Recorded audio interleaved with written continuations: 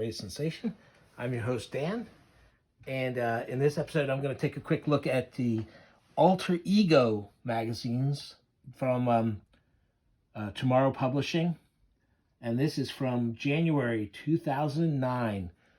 And it's Sword and Sorcery in the Comics Part 2.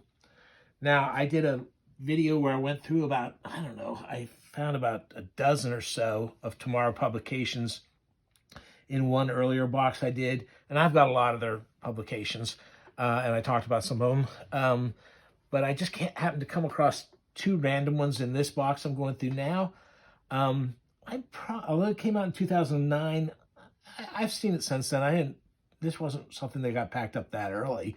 But it probably has been at least a decade since I've probably looked at this. So why don't we take a quick look at this together and see what's in this issue. And I'm sure it's something good. Like I said, all the Tomorrow's publications that had to do with horror comics or sword and sorcery comics, I would buy. And considering Roy Thomas is the editor of Alter Ego, this magazine, one of the Tomorrow Publications' longest running magazines. And he's also the guy who did those early Conan comics adaptations for Marvel. I mean, I don't know. I think his original run was like close to 200 comics or something. I don't know. And he's come back and done some more since. So he's got a lot of Conan comics under his belt, a lot of sword and sorcery. But let's see what else is in this issue. It's Sword and Sorcery in the Comics Part 2. So, and I'm sure I have Part 1 around. It just wasn't in this box. So let's take a look at this and see what all is in here. The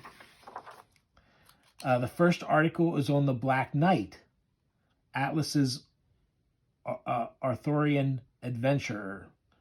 I think I said that right. So this is Atlas Comics, and this is, timely Atlas Marvel. That's the, those are, Atlas was what Marvel was called right before changing the name to Marvel. So, yeah, so I don't know that I've ever read any of these. I think I didn't look them up because they didn't seem to have... I liked... I wasn't really into this kind of stuff except when there was magic involved or something. Not just magic, but, creatures of some sort. So it talks about this, the Black Knight. There's actually some interesting looking artwork, very heavily influenced, of course, by Prince Valiant. And there's a little thing, they also did an adaptation of the Prince Valiant movie, a Prince Valiant movie. So they did an adaptation of the comic, kind of looks a little bit like, the original Foster, Prince Valiant. And here's something, there's a Black Knight movie.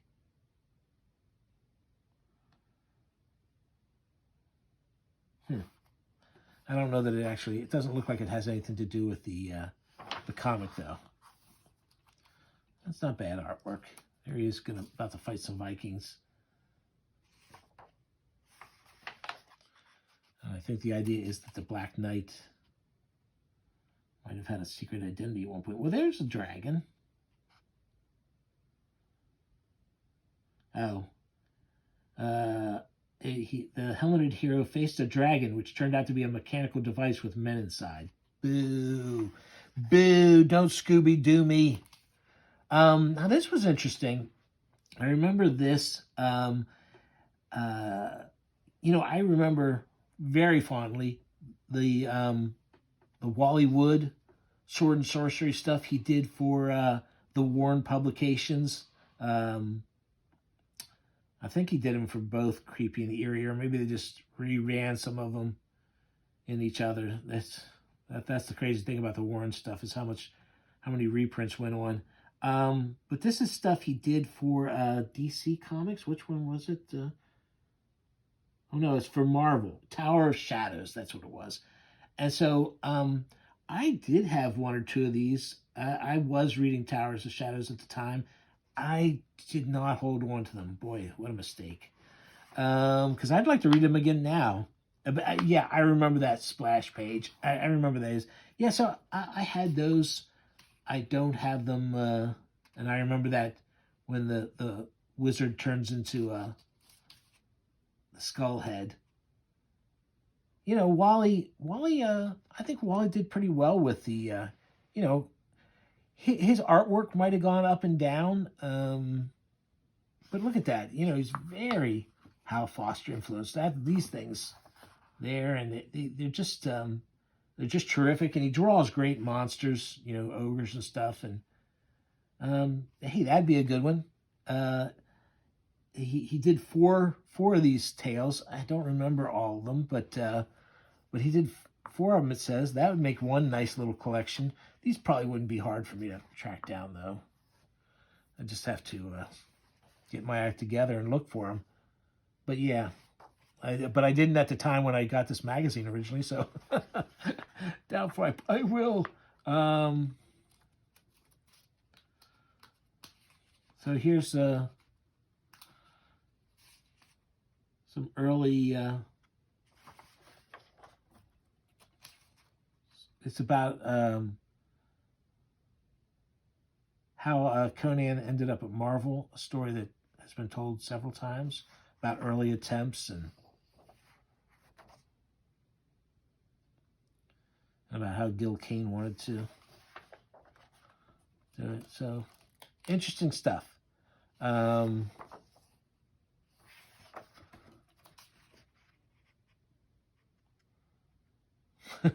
here it says, Roy Thomas talks, yes, again, about Howard's Iberian hero. Because, boy, whenever they're talking about sword and sorcery, they're going to be talking about Roy Thomas and Conan stuff. So it's a nice interview talking about working, you know, how he handled the timelines and stuff. If you're interested in the Conan comics, this is a good one. He's actually put out 2 books. I have the first one, and he goes through his first run on Conan. He goes to it issue by issue, talking about the changes he made to the original Howard stories, or wherever he, or you know, whatever other writer whose book he adopted for it, or you know, where he got an original idea for a story. And it's kind of interesting, and there's some behind the scenes stuff about Barry Smith and his lateness on turning in artwork and those kind of things. You know, it's interesting stuff.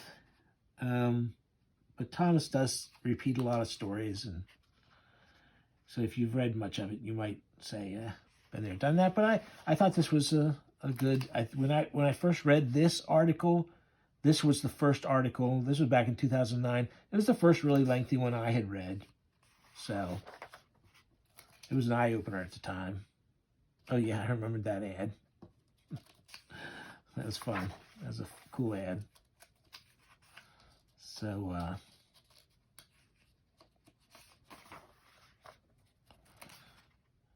all these different places Conan turned up.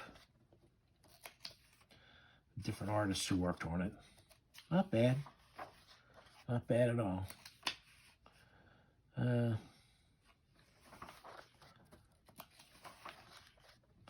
Article on the older comic artists.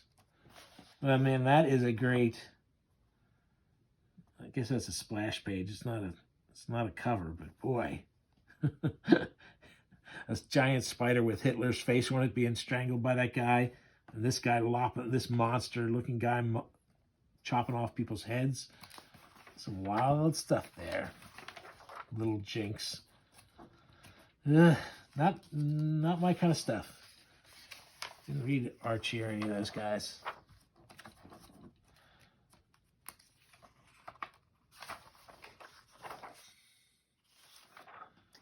Is that really all the... Oh, there's one of those famous... There's a couple of these where the people, their hands have turned into little... Their fingers have turned into little people. There's a horror comic that's got that. There's a couple comics with that. That's weird. It's just a weird thing.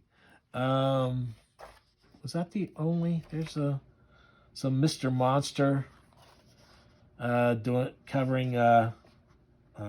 Michael Gilbert, who wrote Mr. Monster, is writing about weird stories or covers. Like, are you kidding? There you go.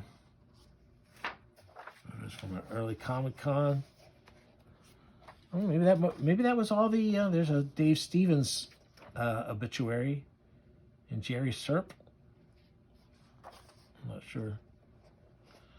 Letters page.